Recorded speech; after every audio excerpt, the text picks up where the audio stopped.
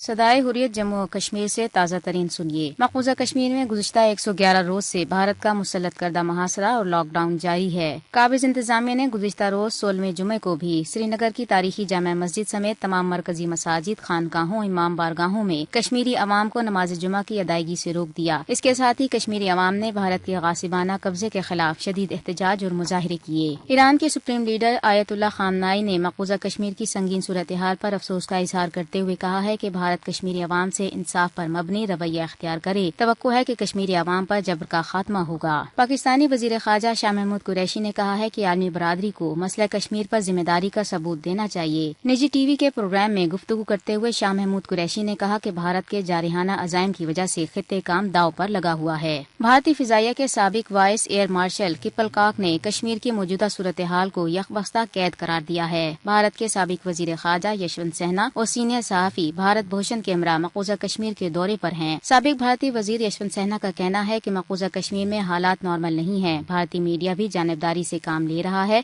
जबकि वहाँ बेयकीनी की कैफियत है। मुंबई से शाया होने वाले अखबार द इकनॉमिक टाइम्स ने मकबूजा कश्मीर की इंतजामिया के एक सीनियर ओहदेदार का हवाला देते हुए लिखा है कि कश्मीर में हर शख्स गुस्से में है, लेकिन वो किसी भी फोरम पर अपने जज्बात का इजहार करने से कासिर है। लिहाजा जमीन पर नजर आने वाले इस पुरअमन फरेब को हालात मामूल के मुताबिक होने का नाम न दिया जाए। ताज़ा तरीन खत्म हुआ।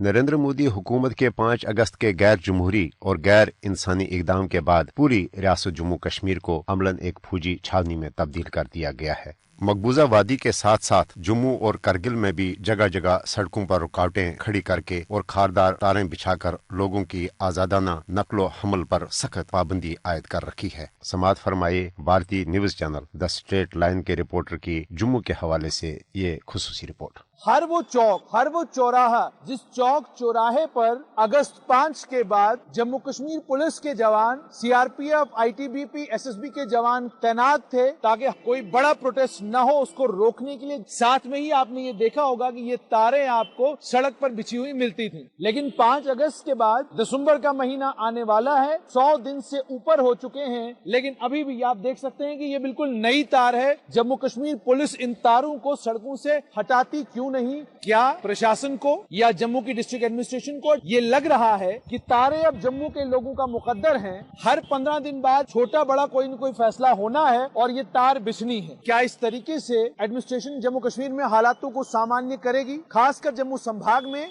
ये थे द स्ट्रेट लाइन भारतीय टीवी चैनल के रिपोर्टर की जम्मू की सड़कों पर जगह जगह रुकावटें और खारदार तारें लगाने के इकदाम के हवाले से रिपोर्ट।